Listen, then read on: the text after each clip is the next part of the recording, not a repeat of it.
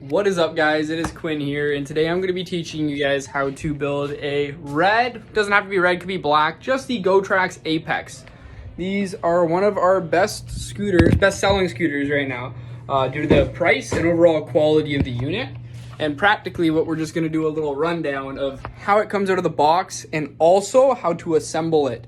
It is a very simple, very easy scooter to assemble. It does not take much knowledge. So first we start by unboxing it, which are right here, and then putting it over here on this little table. If you have a table, it's highly preferred. You don't need one, I will say that, okay? If it's on the floor, that's fine too. It's just a little bit easier for me to use while it's here. First things first, always organize and keep all of the tools set aside for later on that we're going to be using in this video. Chargers right here, I like to label them. Chargers right here, then you also have your normal little tube and your bolts that you use for screwing in the actual stem here. And then just a couple miscellaneous tools that we're going to be using too. Okay, the next part of this video is going to be taking the handlebars and putting them onto the stem. But first, before we do that, we need to connect the wire to the handlebars. So I'm going to show you guys a little trick here, okay? We're just going to take this out, which is very, very simple. Take the styrofoam off, of course. And then it's just left with this, okay? This part, you're going to pull off here. You're going to see there's a little wire, a little Anderson cable. And then we're going to pull the other one off that's attached here. And all we're going to do is connect these two wires together. So then you put both left and right in here. Just like that. Make sure you hear a little click. And then just to make sure it works before you actually put it on, hold this button here. You hear how it says that and has a little place? That's all. That's all you have to do to make sure it works before you actually put all the bolts together, okay? Then to shut it off, you just hold the button again. Now, what I usually like to do is I put the front clasp in like that. So then, just so you can kind of see here, you take the wire and you don't bend it, but you just kind of loop it around and slide it up, okay? That stops from all the wires getting kinked. And then from this wire, it's a huge tube, so you can just slide it in. And then, just like that, you're good. It's in. Now, main thing first. What is this?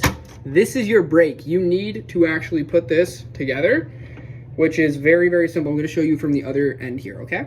Very, very simple. All you do for this one is you open it up just like this, and then you take your actual little wire here, you put it in there, and then you shut it, okay? That's that. And from this part, you just need to pull this wire and get it in here. Like you get this wire through this little clasp, like through this little portion, and then your wire should be right there. So now all you're gonna do is you're gonna see that it matches up, and you can actually see here before doing anything else that it's working and that it's attached to the rotor. You also have your normal air tires too, which are a really good factor to add. Air tires are always better than those, stubborn normal tires, because you can mess around with the PSI on that. What a PSI is the pounds per square inch of the tire. Why is that important to know?